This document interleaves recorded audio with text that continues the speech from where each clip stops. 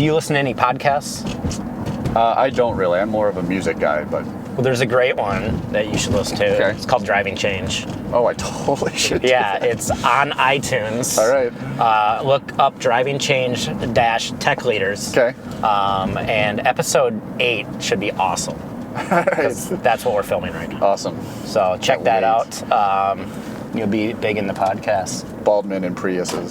It's going to go viral. Hey, I switched this so we wouldn't have any glare issues. Oh, thank you. Thank welcome. you.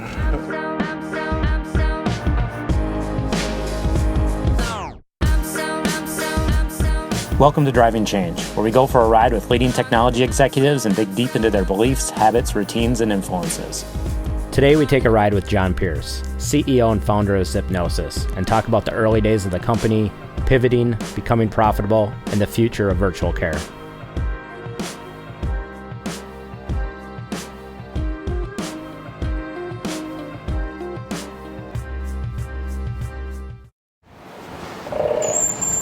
Hey, Jeff. Good to see you, man. Good to see you. You Yeah. ready to go for a ride? Let's do it. All right.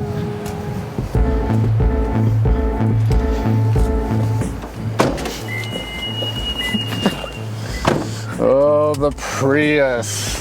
This is your first experience in Prius? It is sadly not. I've had some other really amazing experiences in Priuses. That's good to hear. Yeah. That's good to hear. Now, Well, if this was an Aventador Roadster, you'd have my admiration, but as it is. well, I'm considering a Volkswagen van.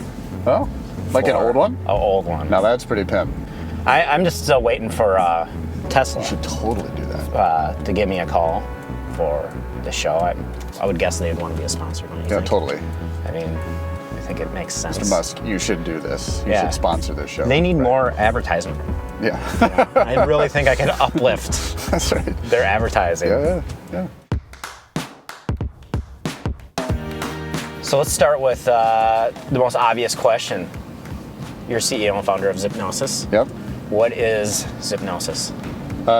We're a software company, a SaaS provider of virtual care as a platform. Okay. So a lot of traditional telemedicine has been very service-oriented and focused on phone and video. Yep. But I started with the premise that the future of healthcare is going to be dominated by data and devices. And so let's go build it as a platform technology that can be integrated within the health system. So all the data and sort of the access points, but then really extend out into the modern consumer or patient. Yep. And that's really what the genesis of it is. And at the core, what we do really well is we provide access for patients across the spectrum and then drive clinician efficiency on the back end. Other people in that space, is it virtual care? Is that the space? Yeah, virtual Okay. care, telemedicine, Okay. we're still kind of trying to figure it out, but I think of telemedicine as sort of the 8-track, Yep. It's a little bit analog, and I think the next generation is we're really going to call virtual care, because it will be virtualized. It won't Yep. just be about not in the setting, it'll be driven off of all the cool stuff and data that we'll be able to capture. So early days in the startup mode, what was version 1.0? Was it what it is today? It is not. Okay. We were very much Minute Clinic on the iPhone. So we started in that traditional service model, direct to consumer.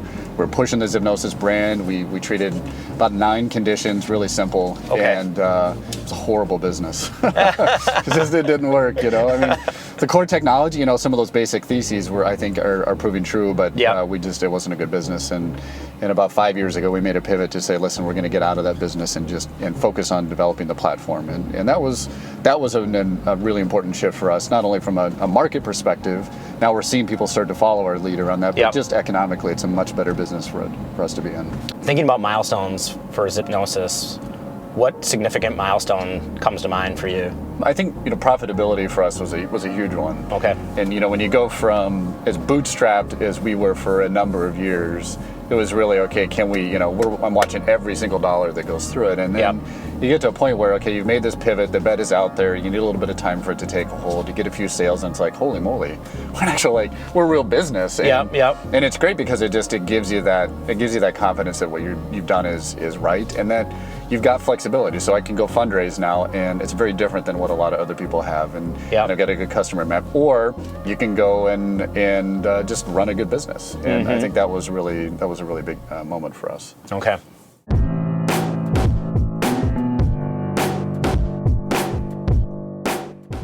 So things are moving forward, good profitability, you know your direction and your plan. What's keeping you up at night now? It is a wild market. That's what it comes down to. So, as I think sort of strategically about where Zip is in, as a company, we've got a really, really strong team. To me, it's about, okay, where are the risks that we're taking, right? And we've got a really strong team. We've got a great product and platform that's differentiated. We've got a solid business model.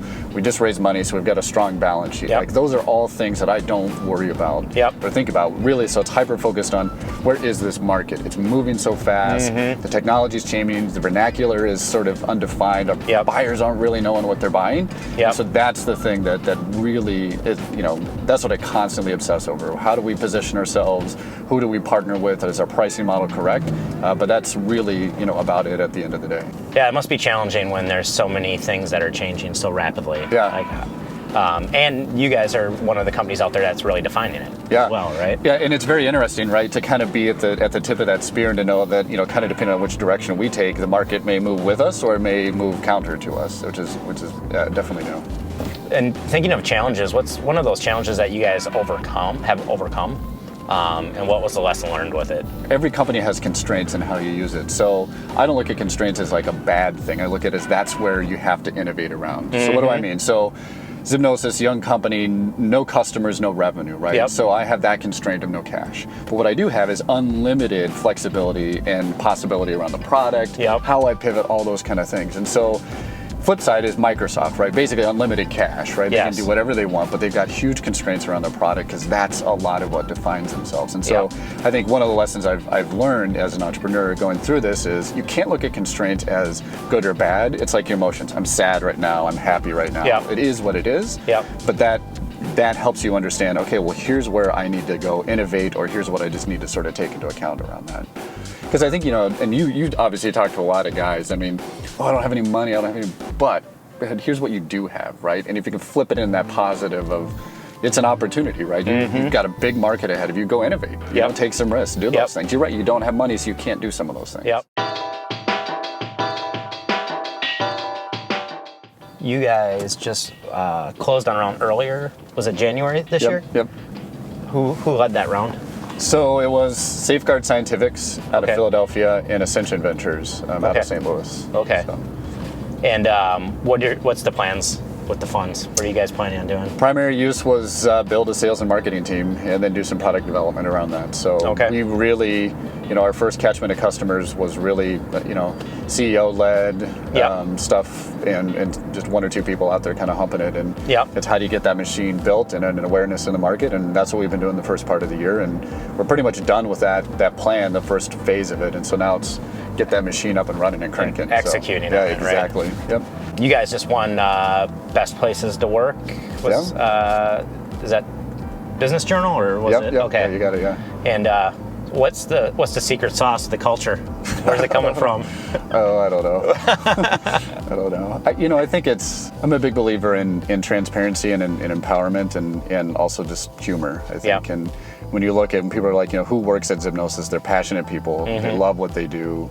We do it with a smile. We do it with a lot of integrity and a lot of transparency. And so I think, the culture in the team reflects that. And certainly it's, building a good culture is intentional. I mean, you can't just sort of let that happen.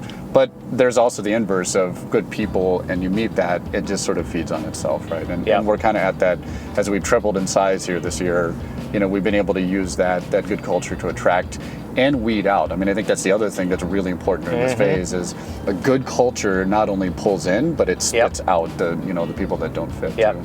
Good people beget good people. Exactly. Right. And they make that, and there's that internal sort of pressure cooker of, man, you don't fit here. Right? And you got to make those changes really quick.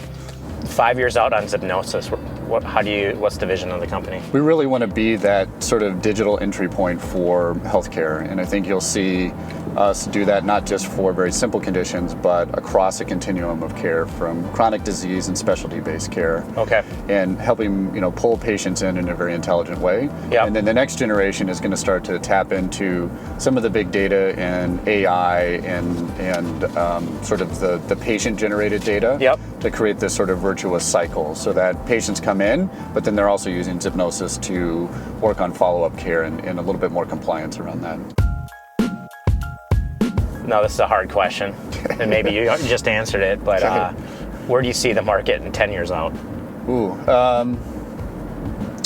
I think you're going to see a handful of really big winners here in the next 3 to 5 years that I think will start to aggregate a lot of this technology. There's going to be multiple winners in the space, but I think the multi-billion dollar businesses are going to have a broad palette of tools available to really drive digital health. I think big data is going to sort of be passé because I think it's just going to be ubiquitous, and it's not going to be big. It's just going to be, it's like nobody talks about long streets. They're streets, right? And so I think there's going to be this transformation into just the acknowledgement that data is everywhere. You're going to have to use it in an intelligent way.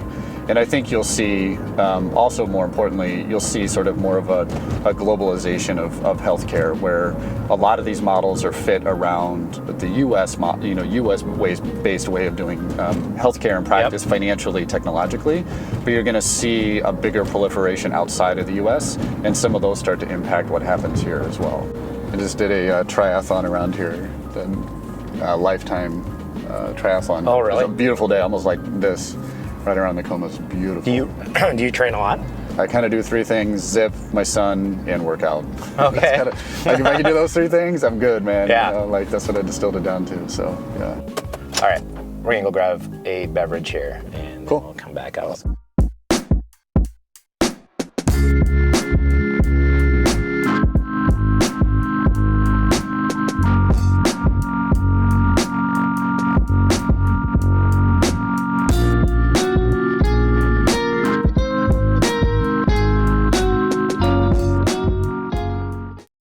Looking back, now being where you're at right now, you got CEO, founder of a software company that's in the right direction.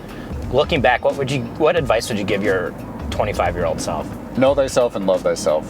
I think there's something really powerful about embracing who you are. And not just embracing it, but really understanding it. And I think for a lot of, if you're going to take that journey and really try to push the envelope and being an entrepreneur, you have to understand your limitations, and you also have to understand that you're going to be different, and that's okay. And really owning that. So that would be my advice. Were there times where you kind of were down on yourself about certain things? Oh, absolutely. Zipnosis and what we're doing has been ahead of the market per se, right? And at first we were like, no one's ever going to do healthcare this way, right? That's crazy.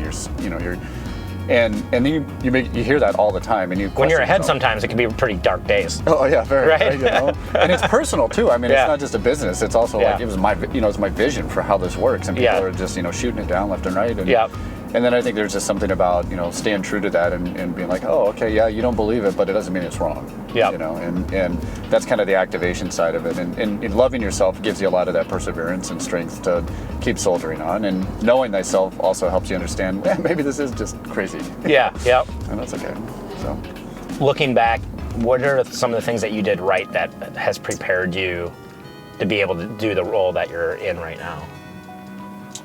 I think I've been fairly fearless in stepping into situations and just kind of charging and saying, all right, I have no idea what happens next. But here's what I think is the right move, and we're going to figure it out. And I think, you look at those sort of, stepping stones in your career, and I think, especially, as you deal with difficult decisions, ethical decisions, you can step up, which is hard, right? Taking a step up is hard. It's easier to kind of, find yourself in the basement.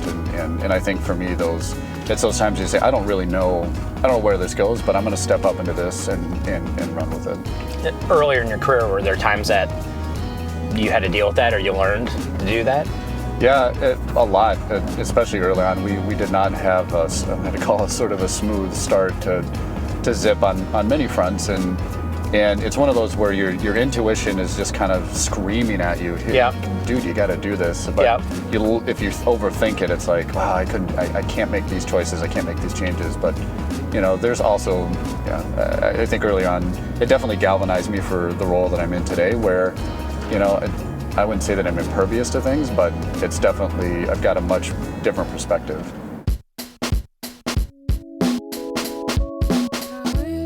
What's the book that you've most often gifted? So there's a biography of Cornelius Vanderbilt that I absolutely love, and It's fascinating because I think it really models or probably what we're going through right now in healthcare transformation too. In the early days, when New York was still becoming an epicenter of the United States, it wasn't set that it was going to be the city, right? Boston was pretty, in Washington, like there are all these other places. So what happened, in Vanderbilt's transformation in using the corporation as an entity and also understanding really at a fundamental level the intricacies of doing basically ferrying people across in New York, right? And the boats and the routes and using economics to do that. I think it's just fascinating because I look at my own journey with Zip and being, at the ground level, building it, understanding, all the little bits and pieces. That means that I build a faster steamship next time, right? And I'm not sort of like coming in, descending in on it.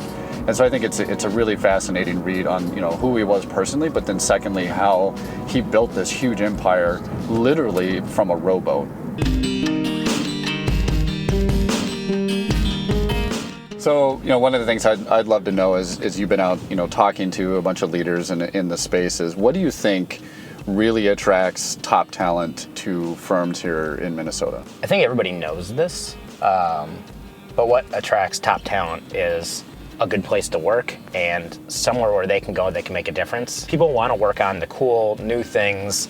The best people are happily working in great companies and they're fully engaged and they're not interested in talking. So when people go and look for the top talent and they go look for talent, most of the time those people are a collection of C players or people that like to float around a lot that aren't heads down engaged, and those are the people that everybody's interviewing. So it's really finding and identifying those people and reaching out to them and then having a great value proposition of this is what we can offer.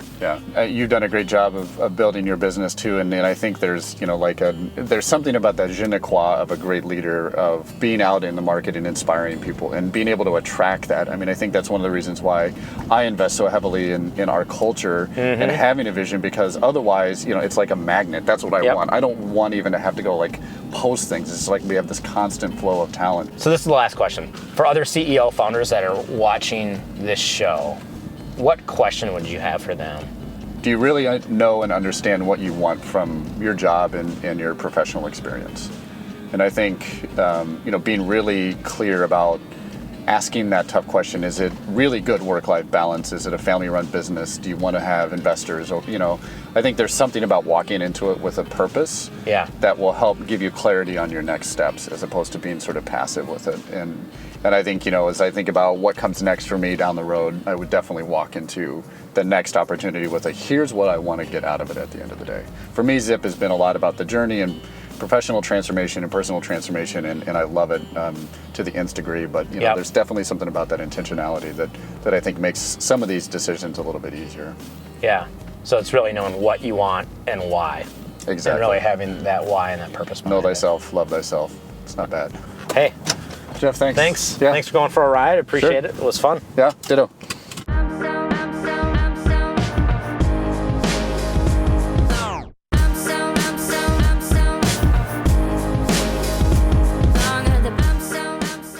Hey, this is Jeff Martin again. If you go to leadbychange.com, you can see this show and other shows. If you subscribe, you can get early access to new shows and also exclusive content. Thanks for watching.